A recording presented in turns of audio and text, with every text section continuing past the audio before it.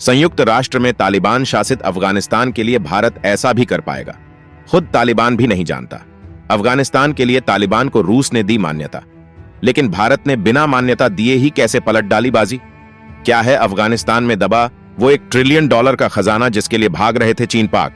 भारत ने एक झटके में काट डाले, उनके पर पाकिस्तान क्यों डर रहा? तालिबान पर भारत का यह एहसान सिंधु नदी के बाद अफगान नदियों का पानी भी कर देगा बंद। तो मोदी सरकार की अफगान कूटनीति से चीन का ड्रीम प्रोजेक्ट भी खतरे में। अफगानिस्तान से चीन को लगेगा अरबों का फटका। आज हम बात करेंगे संयुक्त राष्ट्र महासभा में अफगानिस्तान को लेकर लाए गए एक प्रस्ताव की, जिस पर वोटिंग से दूर रहकर भारत ने पूरी दुनिया को एक स्पष्ट संदेश दे दिया है। संदेश यह है कि अब भारत की विदेश नीति भावनाओं या किसी के दबाव से नहीं, बल्कि केवल अपने राष्ट्रीय हितों और चाणक्य नीति से चलेगी। भारत अब उस तालिबान के साथ संवाद के रास्ते खोल रहा है जिसे दुनिया एक विलेन मानती है, लेकिन भारत उसे चीन और पाकिस्तान को मात देने के लिए एक मोहरे के रूप में देख रहा है। जगह है न्यूयॉर्क संयुक्त राष्ट्र महासभा का विशाल हॉल। दुनिया भर के देश इकट्ठा हैं। जर्मनी, जो यूरोप का एक बड़ा अगवा है, अफगानिस्तान की मौजूदा स्थिति पर एक प्रस्ताव पेश करता है। प्रस्ताव की भाषा बहुत अच्छी और आदर्शवादी है। उसमें अफगानिस्तान में मानवाधिकारों की रक्षा की बात है, महिलाओं और अल्पसंख्यकों की दयनीय स्थिति पर चिंता है और एक समावेशी लोकतांत्रिक व्यवस्था की बहाली की मांग है। ऊपरी तौर पर देखने पर यह प्रस्ताव बिल्कुल सही लगता है। अमेरिका, ब्रिटेन, फ्रांस समेत लगभग पूरा पश्चिमी खेमा इस प्रस्ताव के समर्थन में खड़ा है। सबको उम्मीद है कि भारत, जो दुनिया का सबसे बड़ा लोकतंत्र है, निश्चित रूप से इस प्रस्ताव के पक्ष में वोट करेगा। लेकिन जब वोटिंग का समय आता है तो भारत कुछ ऐसा करता है जिसकी उम्मीद किसी को नहीं थी। भारत वोटिंग में हिस्सा ही नहीं लेता। वह ना तो प्रस्ताव के पक्ष में वोट करता है, ना ही विपक्ष में। वो अबस्टेन कर जाता है, यानी तटस्थ रह जाता है। भारत के इस एक कदम से पूरे हॉल में एक खामोशी छा जाती है। अमेरिका और यूरोप के राजनयिक हैरान रह जाते हैं। यह उनकी अपेक्षाओं के बिल्कुल विपरीत था, लेकिन यह कोई अचानक लिया गया फैसला नहीं था। यह भारत की सोची समझी, गहरी और दूरगामी रणनीति का हिस्सा था। भारत ने बाद में अपना पक्ष रखते हुए स्पष्ट किया कि हम अफगानिस्तान के लोगों के साथ खड़े हैं। हम भी मानवाधिकारों और लोकतंत्र के समर्थक हैं। लेकिन इस प्रस्ताव में उस एक शब्द पर पर्दा डालने की कोशिश की गई थी जो अफगानिस्तान की समस्या की असली जड़ है, और वह शब्द है आतंकवाद। भारत ने कहा कि प्रस्ताव में इस बात का कोई स्पष्ट जिक्र नहीं है कि तालिबान की सत्ता में आने के बाद अफगानिस्तान की धरती से चलने वाली आतंकी गतिविधियों, खास तौर पर लश्कर तैयबा और जैश-ए-मोहम्मद जैसे संगठनों से कैसे निपटा जाएगा। भारत का संदेश साफ था, आप लोग मानवाधिकारों की बात करते रहिए, लेकिन हम उस जहरीले सांप की बात करेंगे जो हमारे पड़ोस में फन फैलाए बैठा है। भारत ने यह दिखाकर साबित कर दिया कि अब वह किसी भी पश्चिमी नैरेटिव का पिछलग्गू नहीं बनेगा। अब भारत की अपनी स्वतंत्र सोच है, अपनी प्राथमिकताएं हैं और उसका राष्ट्रीय हित सबसे ऊपर है। अब सवाल उठता है कि भारत के इस कदम के पीछे का असली खेल क्या है? क्या भारत तालिबान का समर्थक बन गया है? जवाब है बिल्कुल नहीं। भारत की यह नई रणनीति है, पहचान नहीं पर संवाद सही। यानी हम तालिबान को एक वैध सरकार के रूप में मान्यता नहीं देंगे, लेकिन हम उनसे बातचीत करेंगे, क्योंकि वह आज अफगानिस्तान की एक डी फैक्टो पावर यानी जमीनी हकीकत है। और इस बातचीत के पीछे के मकसद इतने गहरे हैं कि वह चीन और पाकिस्तान की नींद उड़ाने के लिए काफी हैं। इस रणनीति का पहला कदम था 2022 में काबुल में भारत के तकनीकी मिशन को फिर से बहाल करना। जब तालिबान ने 2021 में काबुल पर कब्जा किया था तो भारत ने अपना दूतावास बंद कर दिया था, लेकिन एक साल के भीतर ही भारत ने वहां अपने अधिकारियों की एक छोटी टीम वापस भेज दी। दुनिया को बताया गया कि यह मिशन केवल मानवीय सहायता के कामों की निगरानी के लिए है, और भारत ने काम भी किया।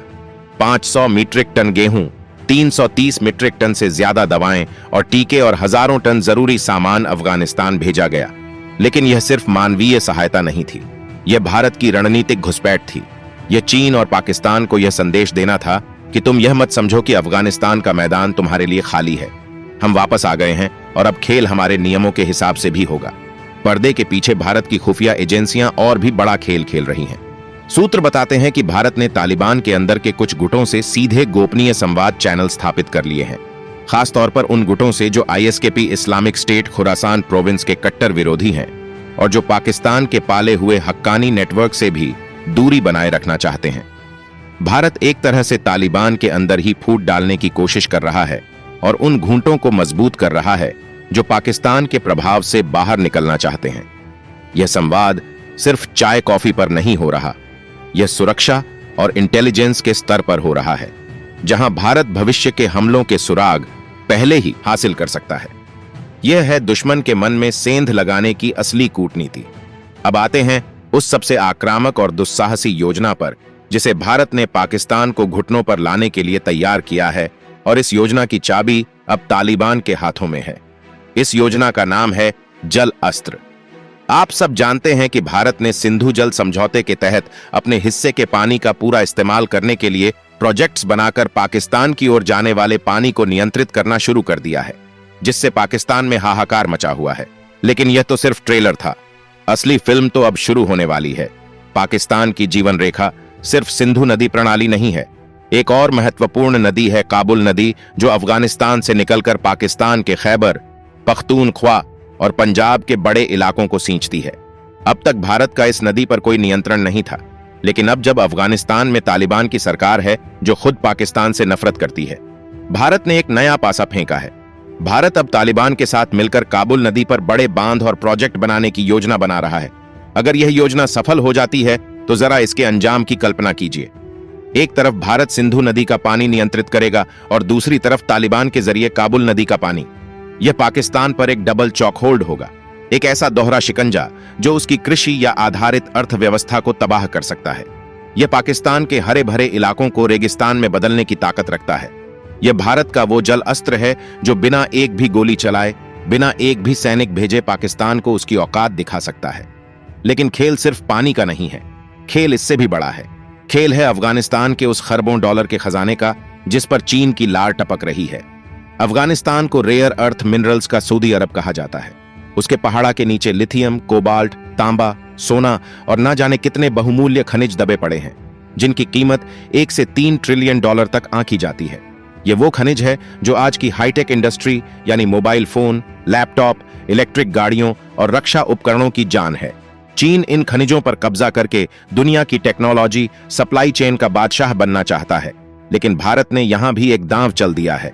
भारत अब तालिबान को एक ऑफर दे रहा है, तुम हमें इन खनिजों के खनन का अधिकार दो, बदले में हम तुम्हें इंफ्रास्ट्रक्चर, विकास और सुरक्षा देंगे।